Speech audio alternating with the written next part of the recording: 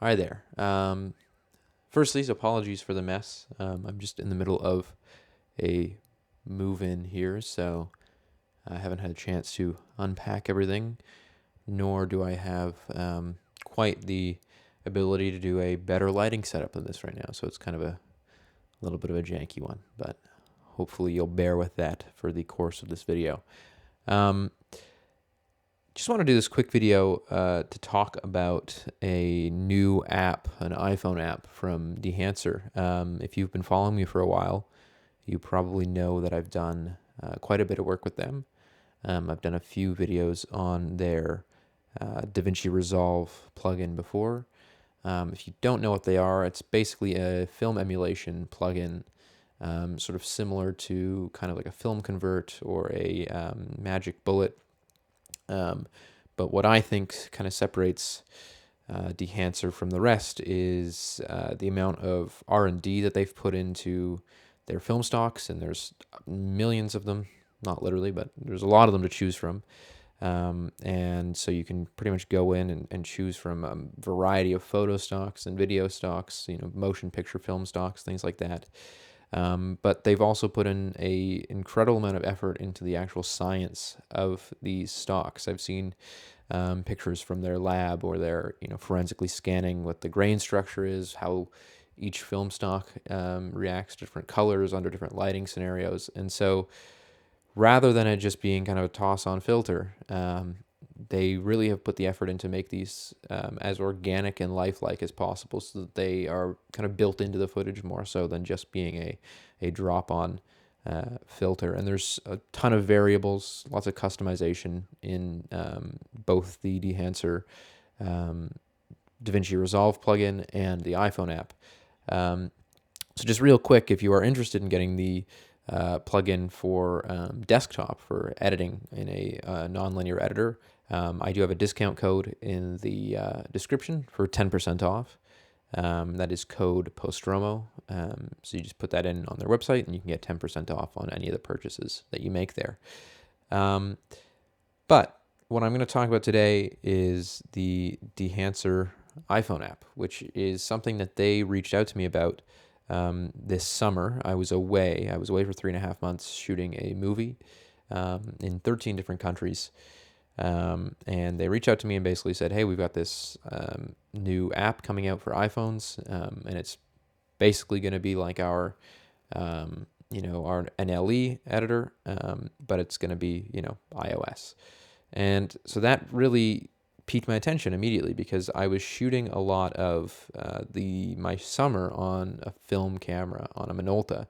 So I have a ton of film photos, but at the same time, I was also shooting a lot on my iPhone. Of course, I didn't want to go through all of my film, so when I was taking a photo of something, oftentimes I'd also be taking a picture on my phone, or if it wasn't something that I particularly wanted a film photo of, then I would just grab my iPhone and take a picture of it.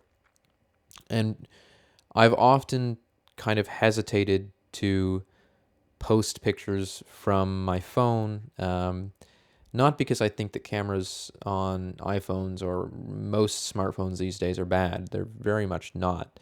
But it kind of doesn't really fit with what I like out of a photo. You pretty much are, forced into having a automatic sharpener.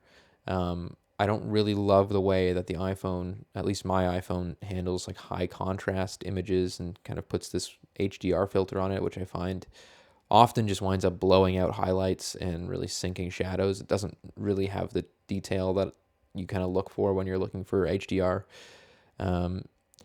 So I usually will take pictures on my phone, but they're more so for memories. They're not really for posting or doing any actual work with.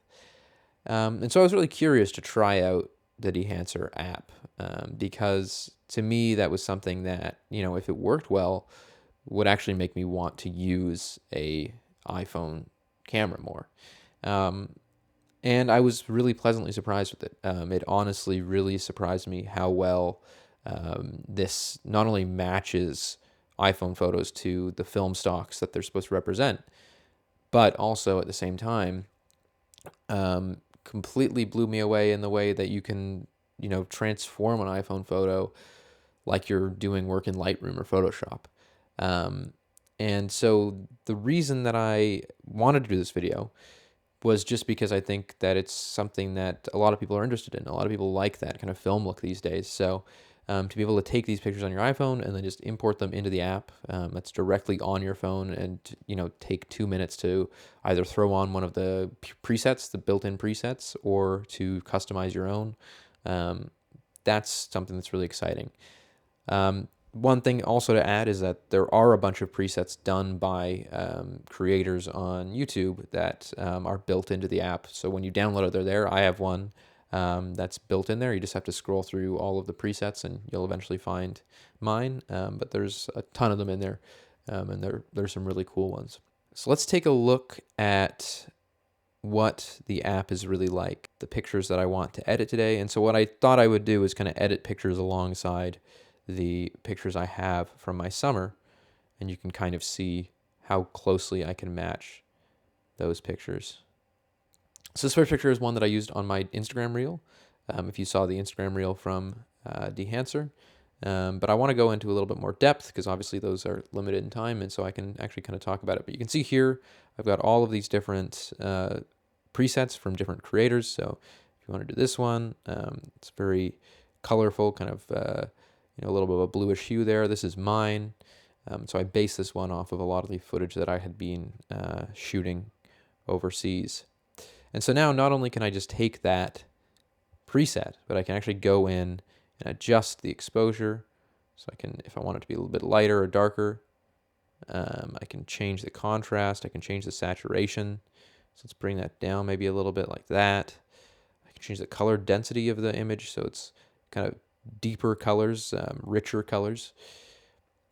I can also turn on this neat function called analog range limiter, and that'll sort of make it so that the adjustments that you're making are actually only applicable to what you could do with an analog editor. So now I can also go into all the different film stocks. So if I wanted to change, I'm on Cinestill 800T right now, but if I wanted to change to Velvia or a Fuji Color 100, you can go through and choose all of these.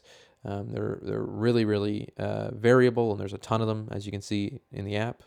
And these are all based on actual film stocks. These are all scans that Dehancer has done and put in the actual data into these stocks. They're not just filters that are supposed to look like certain film scans. They're actual scans that they did to match them scientifically. You can do a push and pull. I'm just going to leave it in the middle right now, but if you want a little bit more grain, you can adjust that there. I'll just leave it like that. And I'm going to go back to Cinestill because that's usually my favorite. We can look at the color head here. So if I want to actually adjust to, say, more blue in the image like that, it's looking a little bit closer to the image that I'm trying to get. We can either pull out some magenta or we can tilt that more to the green. I'm going to go a little bit more magenta. It seems like the image here has a little bit more of a magenta hue. It's not super green there. We can do cyan or red. So I'm going to leave it right around there.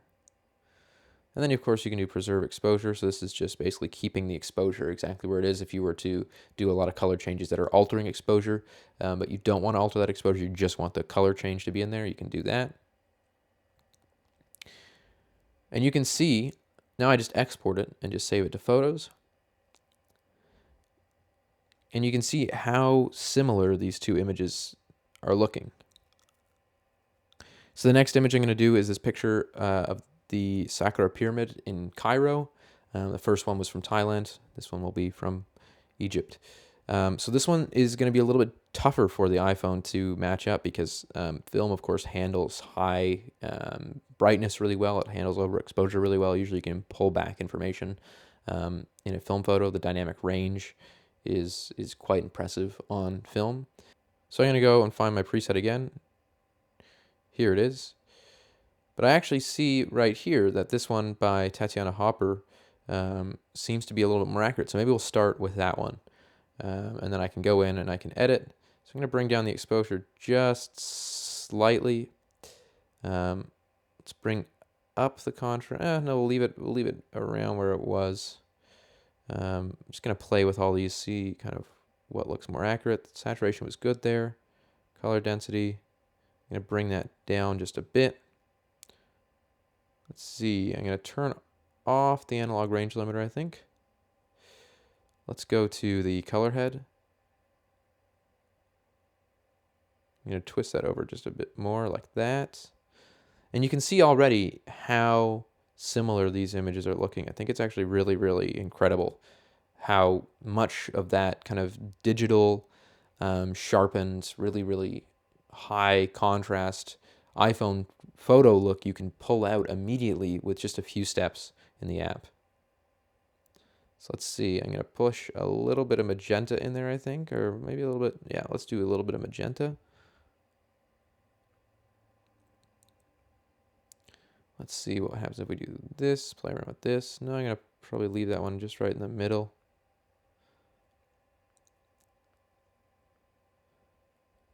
We can also go to grain. So the image that I took on film has a little bit more grain than we've got here. So I'm going to increase that to there. We can also increase the size of the grain,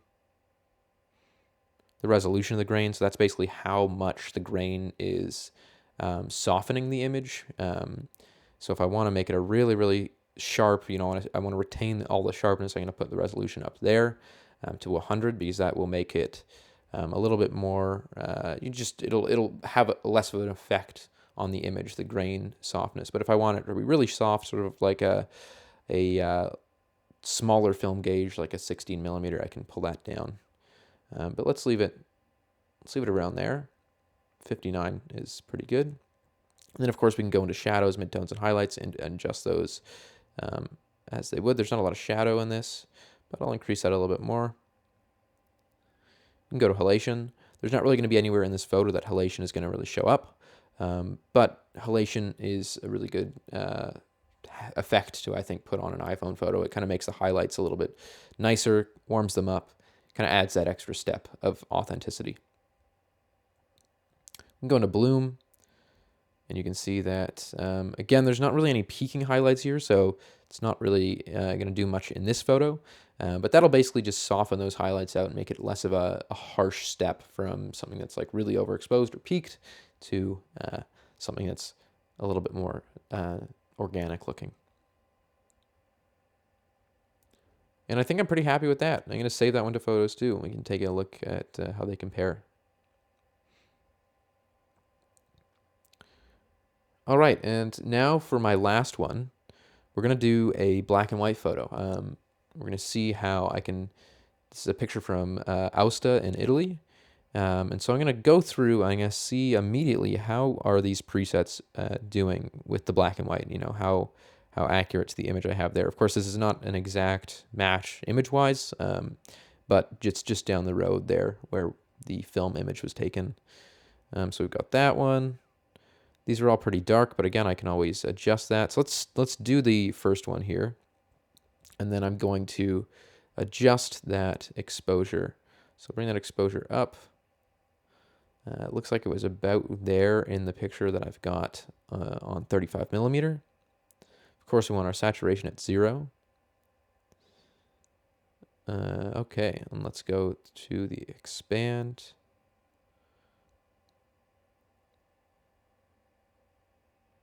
Bring the black point up just a little bit, lower that contrast just a bit. Bring that white point up. Just because I'm looking at the sky in the photo of the bikers there, and you can see that the sky is pretty white. It's not clipping, but it is quite white there.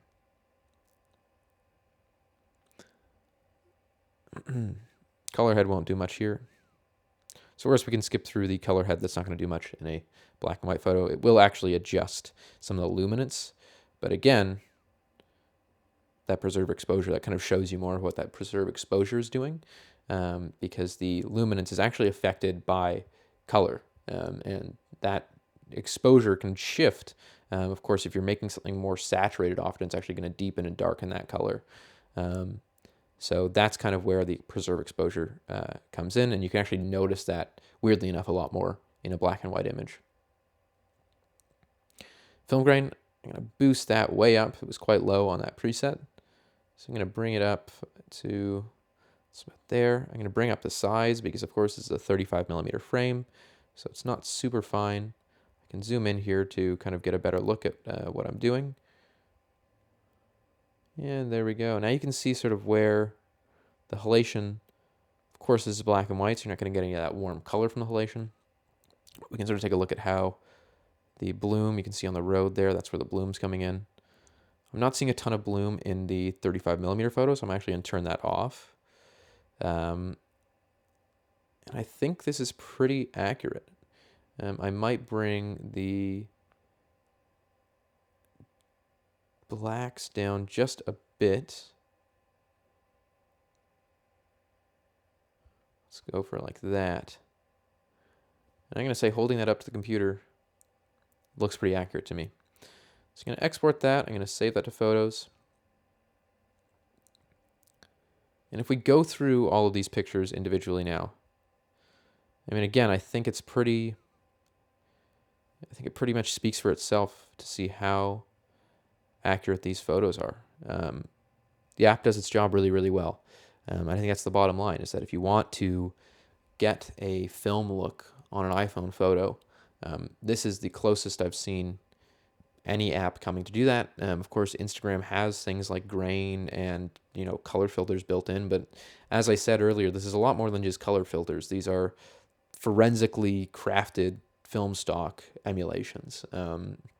So the time and effort has been put in by the Dehancer team to make sure that these are as accurate as they can be. And I think that's where it kind of shows the difference.